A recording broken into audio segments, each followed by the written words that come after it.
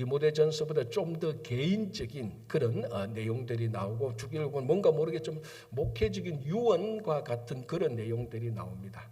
이제 그다음에 이제 우리가 디도서를 보게 되는데 오늘 그 디모데전서에서 디모데후서를 같이 한번 보겠습니다. 자, 1절 보겠습니다. 이렇게 되어 있습니다.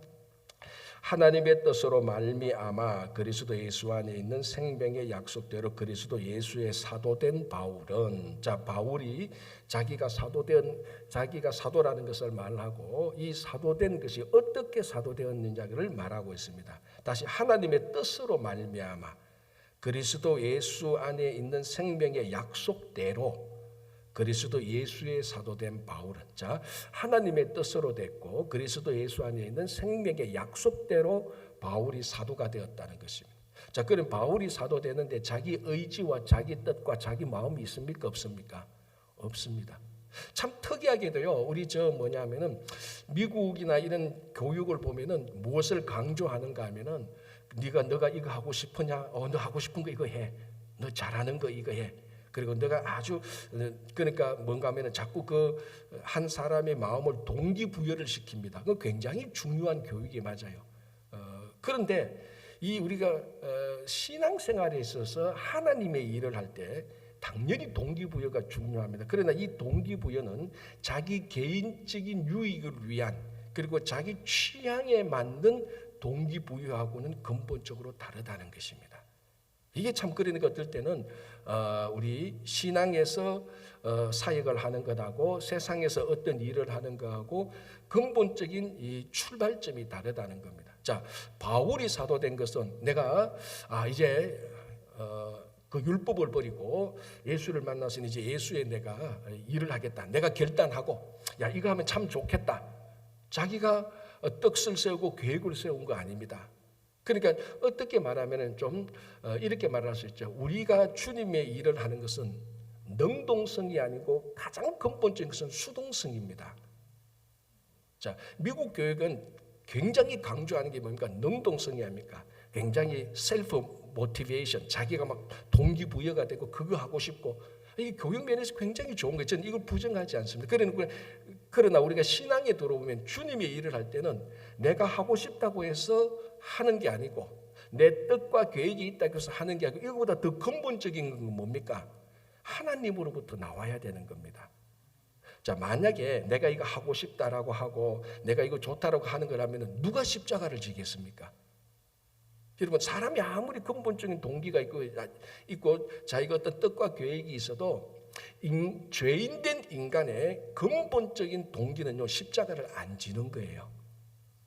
십자가를 안. 그런데 십자가를, 사실 우리가 십자가를 지는 그 안에는 예수 그리스도의 본을 따라서 성령께서 우리를 감동시켜서, 그래서 우리가 늘 우리가 이 성경에서 가장 중요하게 말하는 단어가 뭡니까? 우리는 하나님의 인도함을 받는다는 겁니다. 성령께서 우리를 인도하는데, 그 성령께서 우리를 인도하는데 따라가는 것이지, 내가 성령의 인도를 제껴놓고 내가 하고 싶고 내 뜻과 계획으로 내 취향에 맞춰서 하는 건 아니죠. 자, 오늘 이 1절에서도 사도 바울은 분명히 하나님의 뜻으로 그리스도 예수 안에 있는 생명대로 사도가 되었다. 자, 같은 맥락인데요, 1장 9절을 한번 보시기 바랍니다. 제가 다시 1장 9절 봉독하겠습니다. 하나님이 우리를 구원하사 거룩하신 소명의 부르심은 우리의 행위대로 하심이 아니요 오직 자기의 뜻과 영원 전부터 그리스도 예수 안에서 우리에게 주신 은혜대로 하심이라. 자, 1절에서 사도 바울이 사도가 된 것하고 1장 9절에서 소명의 부르심을 받았다. 사도로 소명의 부르심을 받았다는데 자기 행위대로 하지 않고 바울의 행위대로 하지 않고 하나님의 뜻과 하나님의 영원적부터 계획에서 주신 하나님의 은혜로 된 것입니다. 이게 우리가 주님의 일을 하는 데 있어서 가장 중요한 본질이죠. 우리가 주님의 일을 하는 데는 하나님의 부르심에 우리가 순종하는 겁니다. 그럼 근본적으로 하나님의 부르심이 있어야 되는 거죠. 근데 하나님의 부르심이 없는데 내가 하고 싶다고 해서 내 뜻과 나 이런 거 잘해, 내가 이거 하면 사람들한테 인정받을 거야, 그렇게 하는 것은 소명이 아닙니다. 그냥 자기가 하고 싶은 일을 하는 거예요. 그건 사도가 아니고 우리에게 맡겨준 직분을 감당하는 게 아닙니다. 그래서 바울은 디모데 이걸 분명히 하는 겁니다. 그리고 이런 것을 우리가 가르쳐서 가장 쉽게 말하면 아까 1장 9절에서 나온 것은 1장 9절에 나온 단어로 말하면 소명, 즉 소명의 부르심, 콜링이라고 말을 하는 것이죠. 제가 전에도 몇 번 말씀드렸지만 이제 한 사람이 목회자가 되기 위하여서 교역자가 되기 위해서 이제 교역자가 되기 위해서 이제 자기가 결단하고 나중에 다 신학교를 가서 공부를 하게 됩니다. 그런데 그 신학교에 가서 묻는 가장 첫 번째 질문이 뭐라고 말합니까? 가장 중요한 질문. 당신의 소명은 무엇입니까? 이걸 반드시 물어야 돼요.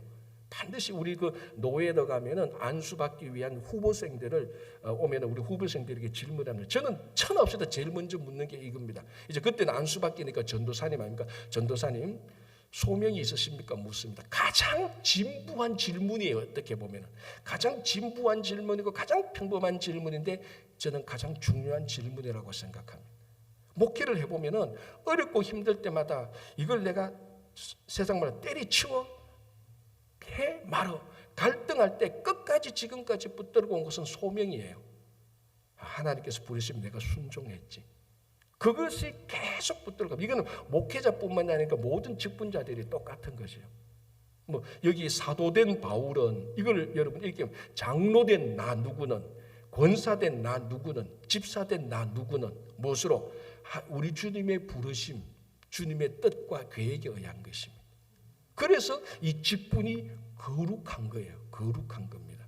내가 하고 싶어서 내 취향대로 내 좋을 대로 해서 내가 하는 일이 아니고 가장 거룩하신 하나님과 우리 주 예수 그리스도의 뜻과 계획에 그의 은혜대로 불러줬기 때문에 거룩한 겁니다. 그렇죠? 그래서 1장 1절에 자기의 사도된 것을 말하고요. 이제 2절에 인사를 하고 자 3절 보겠습니다. 내가 밤낮 간구하는 가운데 쉬지 않고 너를 생각하여. 자 여기 너는 디모데죠, 그죠? 굉장히 그러니까 개인적인 이제 내용이 나오는 거다. 내가 밤낮 간구하는 가운데 쉬지 않고 디모데 너를 생각하여 청결한 양심으로 조상적부터 섬겨오는 하나님께 감사하고. 바울이 자 이제 디모데에게 말하면서 내가 너 밤낮 가운데 쉬지 않고 너를 위해서 기도했다. 여러분 우리가 바울 그러면 여러분 제일 먼저 생각나는 게 뭡니까? 선교죠, 선교. 그는 뭐 이방 선교, 세계 선교의 기초를 낳은 사람. 바울 그러면 선교. 그리고 또 바울 그러면은 다메섹 도상으로 가다가 그 다메섹 도상으로 갔다 주님을 또 부르심을 받은 그 드라마틱한 사건. 또 어떤 사람은 바울 그러면 그 전에 그 예수 믿는 사람 많이 핍박했던 사람들. 우리가 이렇게 여러 가지로 우리가 바울을 기억하고 있는데 사실은 이 로마서로부터 디도서까지 바울이 편지를 읽어보면요, 우리가 바울에 대해서 간과하고 있는 게 하나가 있는데 그게 뭔가 하면요, 기도예요. 기도는 로마서로부터 쫙 보시면요, 바울은 그 기도하는 바울이 기도하고 있다는 말을 특별하게 구분해서 쓰지 않아요. 그냥 일상적인 말로 씁니다. 자, 여러분 특별히 구분해서 쓰는 말은 특별히 일어나는 일들이잖아요. 자주 일어나는 일들이 아니라고요. 그런데 일상적으로 말하는 것은 늘 일상에서 일어나는 일입니다. 바울이 특별한 의미로 기도를 말했다면 우리 다시 생각해 봐야 돼요. 바울이 기도를 특별할 때만 하나? 그러나 로마서로부터 쭉 읽어보면 바울은 일상적인 말 가운데 기도라는 말이 계속해서 나오는 겁니다. 왜? 기도가 습관이 되어가 있고 바울은 사실 우리가 그래서 아까 제가 여러분들 바울이라면 어떤 것이 생각납니까? 라고 말할 때 약간의 사람들만 바울이 기도의 사람이죠 라고 말하지, 많은 사람들은 바울이 기도에 힘썼다는 사실을 알고는 있는데 그게 중요하게 생각 안 하고 있어요. 근데 우리가 이 로마서로부터 보면 바울은 진짜 기도의 사람이었다는 것을 우리가 중요하게 여겨야 되는 겁니다. 일상이 기도였으니까. 자, 오늘 뭐라고 말합니까? 내가 밤낮 간구하는 가운데 쉬지 않고. 디모데 한 사람을 중보하는데 밤낮 쉬지 않고 너를 생각하여 하나님께 감사하며 기도했다라고 말합니다. 자, 그러면 우리 한번 이렇게 생각해 보죠. 그럼 디모데가 목회를 잘할까요? 못할까요? 왜? 이 대사도가 밤낮 쉬지 않고 기도하는데 하나님께서 그 사도의 기도를 듣는데 디모데가 목회를 못할 리가 없죠. 그래서 제가 핑계를 댑니다. 제가 목회 못한 건 여러분 잘못이에요. 그렇죠. 여러분들이 밤낮 쉬지 않고 이렇게 기도해 준다면 제가 목회를 지금부터 더 잘할 것 아닙니까? 이게 이제 제가 이거는 이제 핑계 대는 거고, 바울이 이렇게 대사도가 자기 믿음의 양아들을 위해서 밤낮 쉬지 않고 기도를 했다. 이 참 얼마나 이 사도의 그 일상적인 삶 속에 배어 있는 기도의 습관, 이거 우리가 참 정말로 우리가 중요하게 생각해야 되는 겁니다. 자, 그리고 너를 생각하여 청결한 양심으로 조상부터 섬겨오는 하나님께 감사하고. 자, 바울은 하나님을 어떻게 섬겼다? 청결한 양심. 이게 투명한 마음입니다. 이걸 우리가 좀 더 쉽게 얘기하면 청결한 마음, 이건 투명한 것과 같은 건데 두 마음이 없는 겁니다.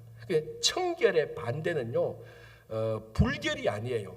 여기 나오는 청결의 이 헬라어 원뜻의 반대 말은요, 이 청결의 마음은 두 마음이 반대되는 마음이에요. 청결한 마음은 한 마음입니다. 하나님을 섬기면 하나님을 향한 마음만 있는 겁니다. 이게 진짜 진짜로 충성스러운 이 군인의 모습 아닙니까? 내가 속한 국가에 충성해서 국가를 지키기 위하여서 자기 피를 흘리는 군인들, 우리가 그런 군인들 다 존경하잖아요. 사도 바울이 청결한 양심, 오직 한 마음으로 무슨 일을 해도 그 뒤에 자기 인간적인 이득과 어떤 자기의 세상 말로 하면 얍삽한 계산이 있는 게 아니고 그대로 섬기는 거예요. 그런데 그 바울을 이해하지 못하는 복잡한 마음을 가진 사람이 바울을 볼 때 복잡하게 보는 거예요. 자기 마음이 그러니까.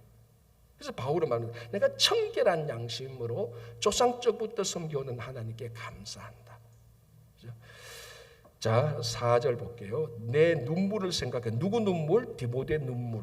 이 디모데의 눈물이 무슨 눈물일까 정확히는 모르는데 아마 디모데가 에베소로 갈 때에 바울과 아마 이별하게 될 때 서운함의 눈물 뭐 이런 것이라고 많은 사람이 주장하는데, 어쨌든 그 눈물을 생각하여 너 보기를 원하면 내 기쁨이 가득하게 하려 하면, 바울이 에베소에 있는 디모데를 만나고 싶어 하는 거예요. 왜? 디모데로부터 기쁨을 얻으려고. 자, 이것도 보면은 우리가 신앙에서 우리 교제 친밀함의 중요성을 우리가 알 수 있습니다. 그죠? 뭔가 하면은 우리가 신앙 안에서 누구를 만나면 기쁜 사람이 있습니다. 저도 주변에 몇 사람인데 그 사람을 만나면 뭐 별거의 얘기 안 하는데 만나고 돌아오면은 신앙적으로 위로가 되고 격려가 돼요. 어떤 사람은. 근데 어떤 사람은 만나면은 이렇게 결심하죠. 이제 앞으로 저 사람 두 번 만날까 한 번 만나야 되겠다. 이야기는 많이 했는데 다 세상 얘기만 하는 거예요. 그냥 뭐 별로 목회를 하고 내가 신앙생활하는데 별로 도움이 안 되는.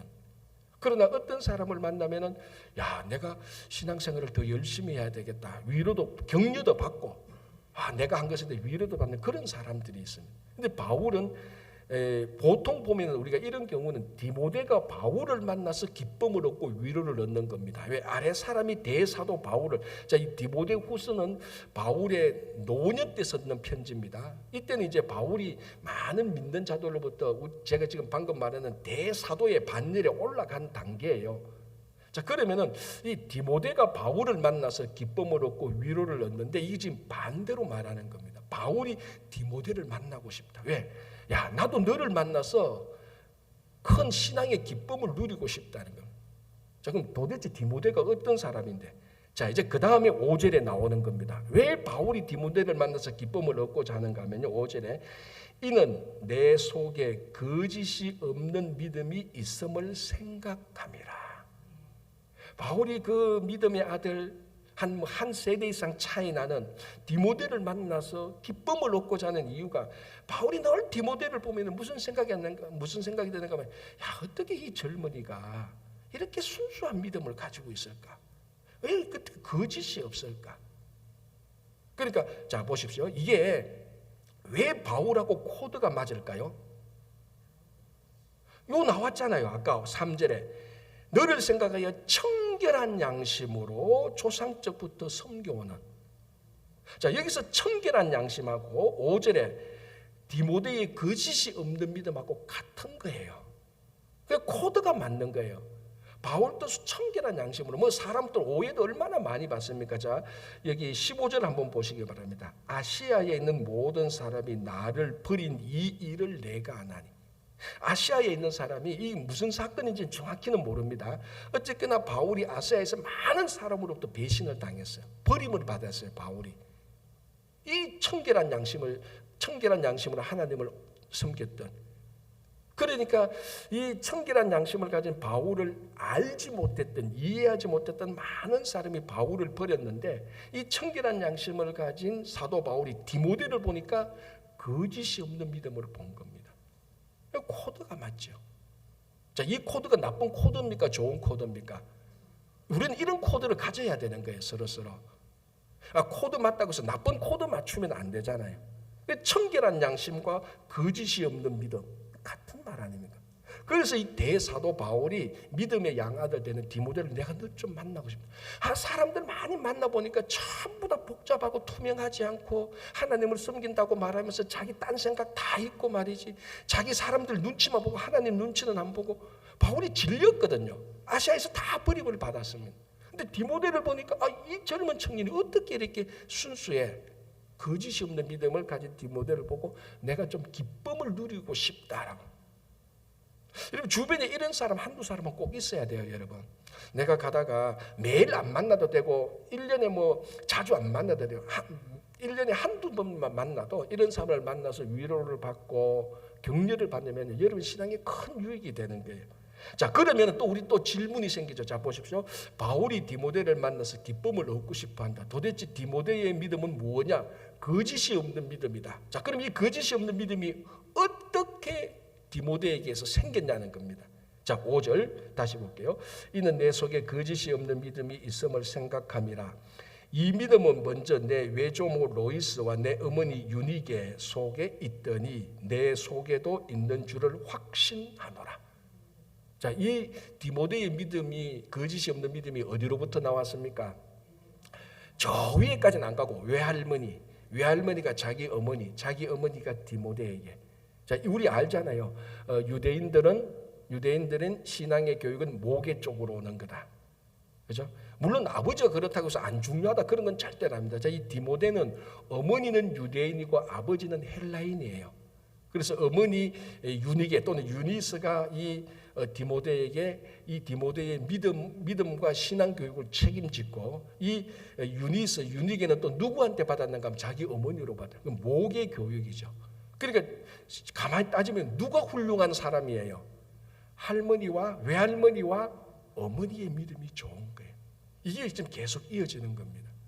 자, 여러분, 우리가 이민 1세대 아닙니까? 이민 1세대가 신앙생활하면서 가장 중요하게 여기는 것 중에 하나가 뭡니까? 우리 신앙이 온전하지는 못해도 그래도 우리 한국 사람의 신앙이 좋은 게 많잖아요. 특별히 오늘 이 새벽 기도하는 거, 이거 한국 교회의 좋은 전통 아닙니까? 또 우리 한국 교회가 그 기도를 열심히 하는 것, 또 말씀을 사모하는 것, 또 전도 열심히 하고 선교 열심히 하는 것, 우리 좋은 믿음의 전통들이 있어요.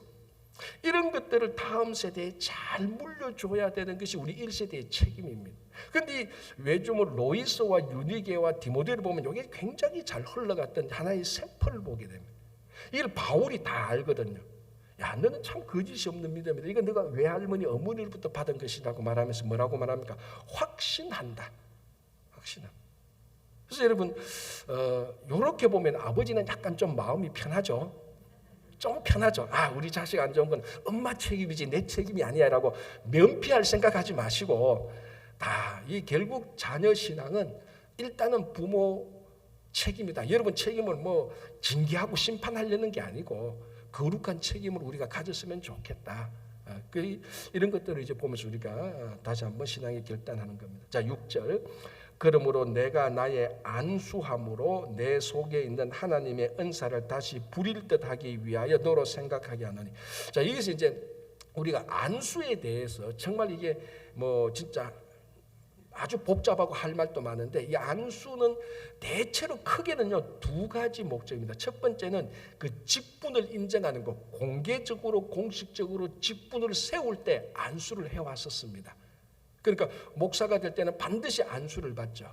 그리고 안수받는, 그리고 장로가 될 때 안수받는 장로, 안수받는 집사, 이렇게 되는 겁니다. 이게 첫 번째는 이 사람이 직분을 공개적으로 세워주는 겁니다. 또 하나는 이게 이제 구약부터 쭉 내려오는 안수의 능력을 말하는 겁니다. 안수하여서 하나님의 능력을 전달하는 통로가 되는 겁니다. 안수하여서.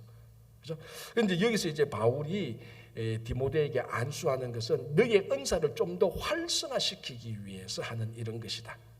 이렇게 지금 말하는 거죠. 그래서 6절에 그러므로 내가 나의 안수함으로 너 속에 있는 하나님의 은사를 다시 부릴 듯하여, 다시 한 번 더, 아마 뭐 이렇게 우리 생각할 수 있죠. 디모데 에베소 목회 후반전을 위하여서 다시 한 번 안수하여서 다시 그 사역을 더 활성화하게 하기 위함이다 라고 이렇게 말합니다. 7절 하나님이 우리에게 주신 것은 두려워하는 마음이 아니요 오직 능력과 사랑과 절제하는 마음이니.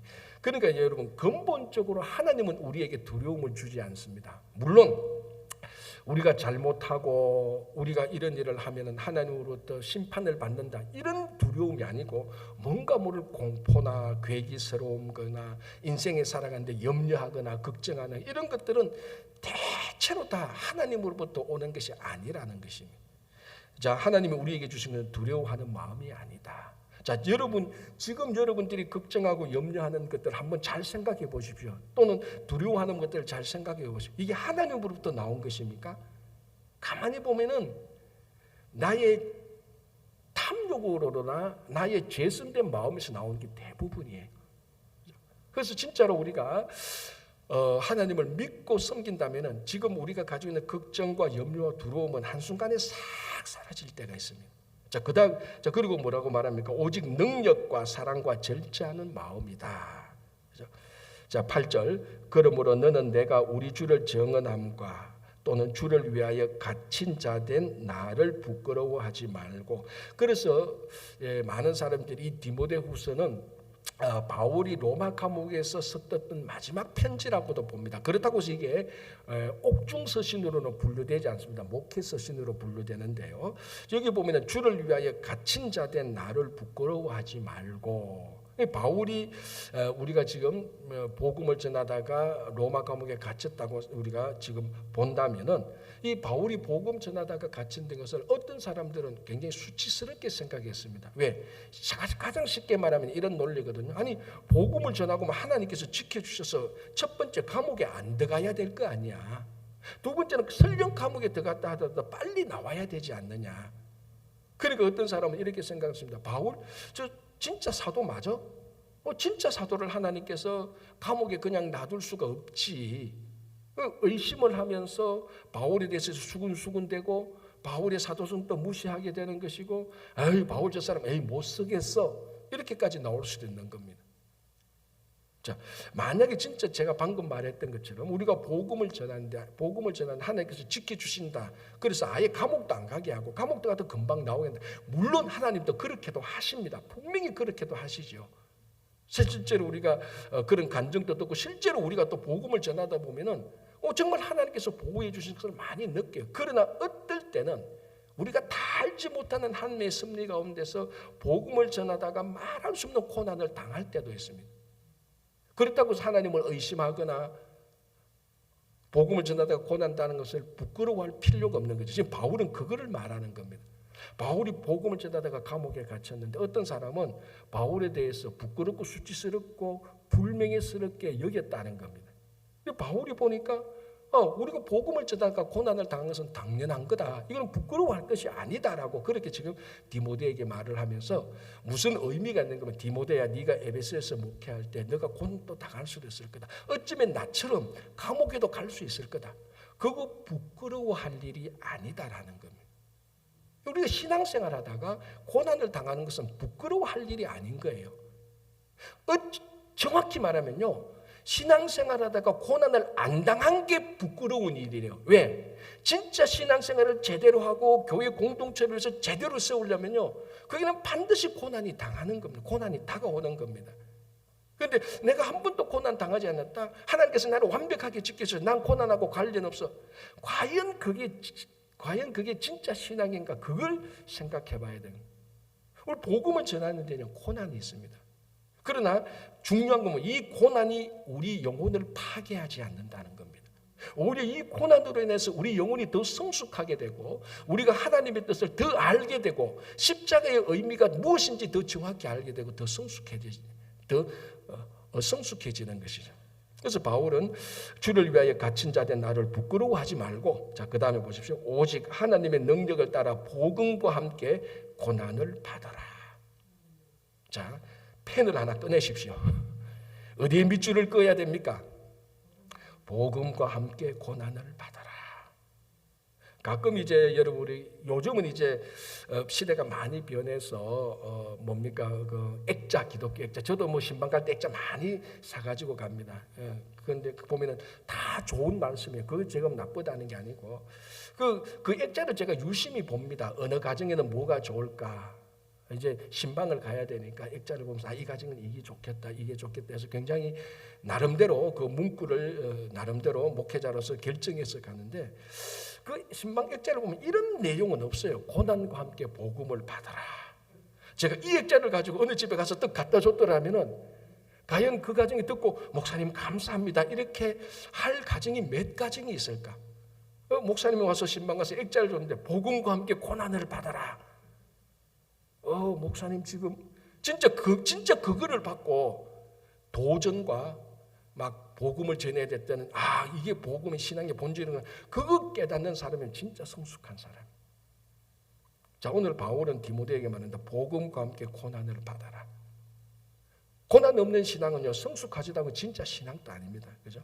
자, 9절 아까 앞에서 했던 하나님이 우리를 구원하사 거룩하신 소명으로 부르심은 우리의 행위대로 하심이 아니요 오직 자기의 뜻과 영원 전부터 그리스도 예수 안에서 우리에게 주신 은혜대로 하심이라. 아까 처음 제가 본 거죠. 우리의 부르심은 우리가 소명에서 주님의 일을 하는 그 출발은 나로부터 나오는 게 아닙니다. 하나님으로부터 나오는 겁니다.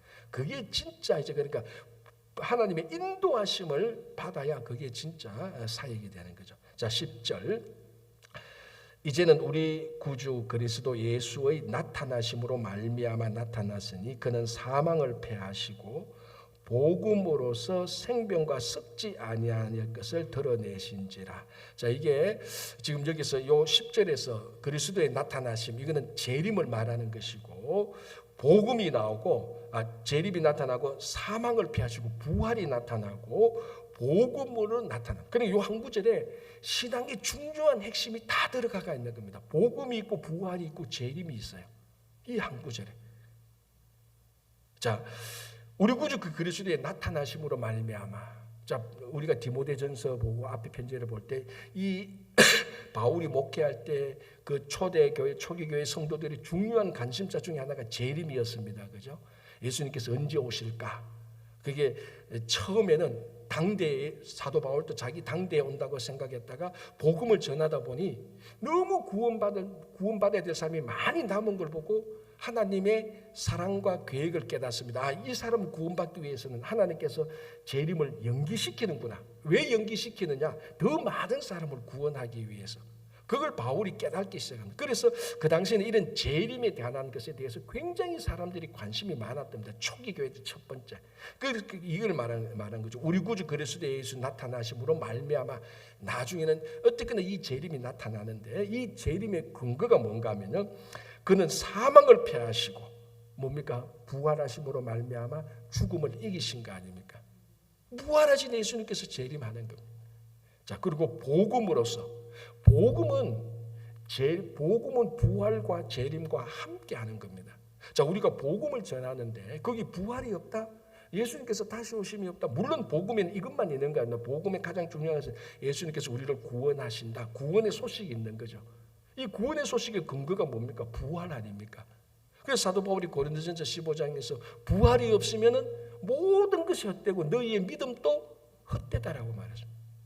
그래서 바울이 이 복음을 말하면서 부활을 말하고 재림을 말하는 겁니다. 그리고 우리 신앙 속에 늘 우리 속에는 부활신앙이 있어야 되고 예수님께서 오신다는 그 재림을 맞이할 준비가 되어 있어야 되는 겁니다. 그렇죠? 자, 11절 내가 이 복음을 위하여 선포자와 사도와 교사로 세우심을 입었노라. 자, 또 우리에게 하나 더 생각해야 되는 겁니다. 아까 1장 1절과 9절에서 바울이 사도된 것은 자기 행위나 자기 것이 아니고 하나님의 뜻과 하나님의 계획으로 됐다고 말했습니다. 그러면 하나님께서 바울을 사도로 세운 목적이 있을 것 아닙니까? 왜 하나님께서 바울을 사도로 불렀습니까? 바울의 뜻과는 상관없이. 자, 이제 그게 나오죠. 11절에 이 복음을 위하여 선포자와 사도와 교사로 세우심을 입었다. 그 바울이 사도된 궁극적인 목적 하나 뭡니까? 복음이죠. 복음. 바울이 사도되었는데 복음을 전하지 않는다? 그건 사도가 아닌 거예요. 자, 이제 거기서 덧붙여서 선포자와 교사의 직분을 더 붙입니다. 물론 우리가 이것을 직분을 따로 구분해서 살펴볼 필요가 있지만은 같이 보면요, 바울이 선포자, 바울이 복음을 전하는 선포자, 사도, 그리고 교사 가르침. 그러니까 바울의 선포와 바울이 사도의 사역, 그리고 교사자, 선포자의 선포, 사도의 사역, 교사의 가르침, 이 전부 다 무엇이 되어야 된다고요? 복음이 되어야 됩니다. 복음을 선포해야 되고 복음의 사역을 해야 되고 복음을 가르쳐야 되는 겁니다. 그래서 선포자는, 사도는, 교사는 복음입니다. 그래서 이 복음을 위하여서 바울은 가는 곳마다 선포하잖아요. 너희들이 죽인 그 예수가 구약에서 선지자가 예언한 메시아였다. 그리고 내가 옛날에 핍박했던 그 예수가, 내가 잘못 알고 핍박했는데 그분이 메시아였다. 복음의 핵심인 예수를 선포하는 거예요. 그래서 사도의 사역, 바울이 사도의 사역을 한 건 뭡니까? 미션, 전도 아닙니까? 계속 복음 사역. 그리고 가르침, 바울이 가르치는 것은 뭐 율법을 가르친 것도 아니고 세상 지식도 가르치는 아니고 투자 원리를 가르친 것도 아니고 복음을 가르친 거예요. 이게 우리가 넓게 보면 우리 모든 직분은요, 복음에 초점을 맞춰야 되고 교회의 사역은 계속해서 복음을 향해서 나가야 되는 거예요. 예수님 오실 때까지. 자, 12절 이로 말미암아 내가 또 이 고난을 받되, 앞에서 말했죠. 복음과 함께 고난을 받아라. 1장 8절 끝부분에 같은 맥락이죠. 이로 말미암아 내가 또 이 고난을 받되 부끄러워하지 아니함은 내가 믿는 자를 내가 알고 또한 내가 의탁한 것을 그날까지, 자, 그날은 뭡니까? 예수님 오실 때까지 그가 능히 지키실 줄을 확신함이라. 자, 바울이 아까 이 편지를 로마 감옥에서 썼다고 말했습니다. 그래서 바울이 지금 갇힌 자 됩니다. 갇힌 자 된 바울이 뭐라고 말합니까? 12절에 그날까지 그가 능히 지키실 줄을 확신함이라. 제 같으면요, 감옥에 갇혀 있으면은 하나님께서 나를 지키신 줄 확신하. 저는 그런 말 못할 것 같아요. 아니, 지키는 게 지금 감옥에 있는 겁니까? 지금 이게? 저는 분명히 이렇게 얘기할 만한 얘기할 거라고요. 누가 봐도 감옥에 있는데 하나님께서 잘 지켜줬는데 그렇게 생각 안 할 거라고.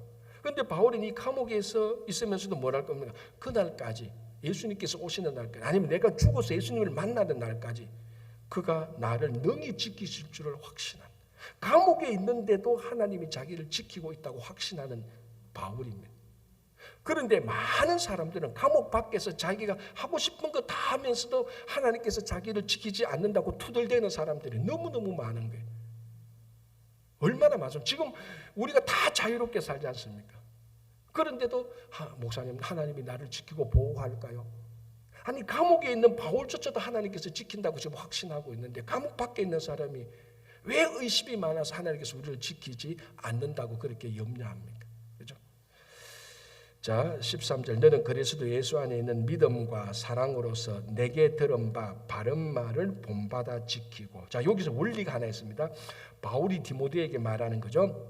너는, 자, 디모데 너는 그리스도 예수 안에 있는 믿음과 사랑으로서 내게 들은 바, 바울에게 들은 바 바른 말을 본받아 지키고.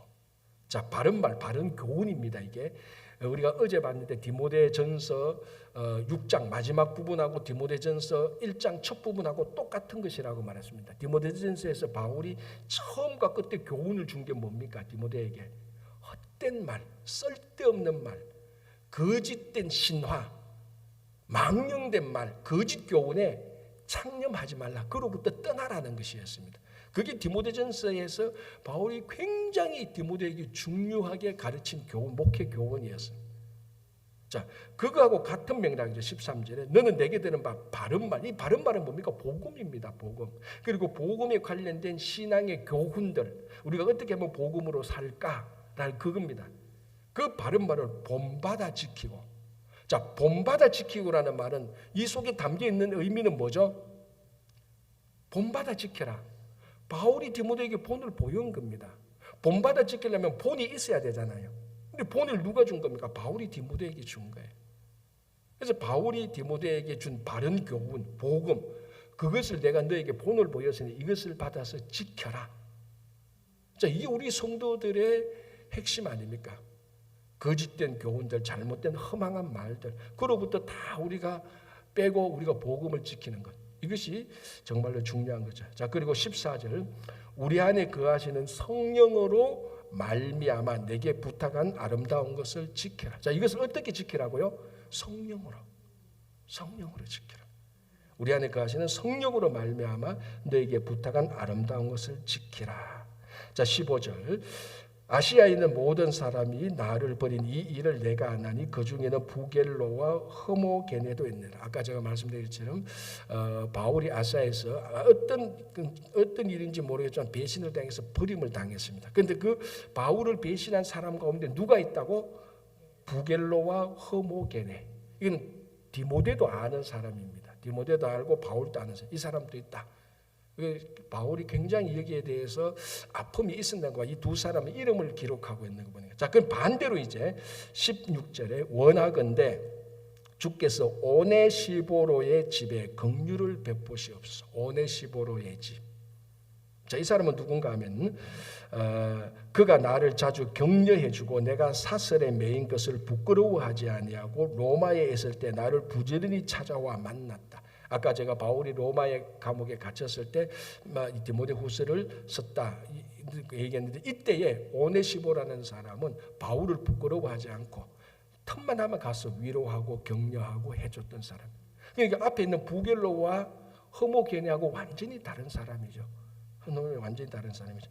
자, 그리고 18절에 원하건대 주께서 그로 하여금 그날에 주의 긍휼을 입게 하여 주옵소서.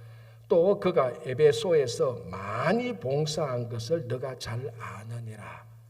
에베소에서 이 오네시보라는 사람이 많이 봉사했다. 이거 디모데도 알고 바울도 아는. 자, 우리 오늘 여기서 마지막으로 부겔로와 허모게네라는 사람이 있고 오네시보라는 사람이 있습니다. 자, 여러분들은 복음에 관하여서 이 결코 부겔로와 허모게네의 반열을 쫓아가서는 안 됩니다. 오네시보로 같은 사람이 되어야 되죠. 복음을 전하는 사람들을 도와주고 복음을 전하다가 고난 당한 사람을 부끄러워하지 않고 그분들을 위로해주고 찾아가서 격려해주고, 그게 우리 성도의 사역이고 교회의 사역입니다. 그래서 우리가 주님 오실 때까지 계속해서 이 복음에 서 있는 그런 교회, 그런 성도들이 되시기를 바랍니다. 기도하겠습니다. 하나님 아버지 감사합니다. 오늘도 하루를 시작합니다. 오늘 하루 주님께서 온종일 우리를 인도하여 주시고 우리가 어떤 일을 하든지 무슨 생각을 하든지 이 모든 것의 궁극적인 목적이 복음이 되게 하여 주시옵소서. 우리 친구교회가 세월이 어떻게 흘러가든지 무슨 변화가 있든지 우리 모든 성도님들과 교회는 끝까지 복음을 사랑하고 복음을 전하고 복음의 사역을 감당하는 교회와 성도가 되게 하여 주시옵소서. 우리 가운데 몸이 연약한 환우들이 있습니다. 병중에 있는 분들도 있습니다. 주님, 이 시간에도 그들을 찾아가서 치유하여 주시고 능력으로 안수하여 주셔서 속히 회복되게 하여 주시고 낙담과 절망 가운데 있는 사람들을 주님께서 위로하고 격려하여 주시옵소서.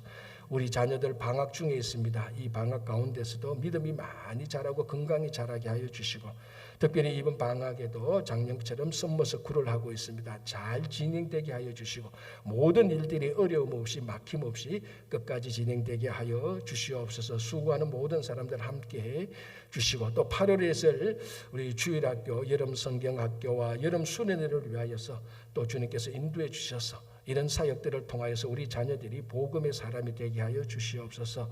교회 어르신들, 몸이 연약하신 분들 한 분 한 분 주님 찾아가셔서 그들을 건강으로 회복시켜 주시고 내일 거룩하고 복된 주일 잘 준비하는 하루가 되게 하여 주시옵소서.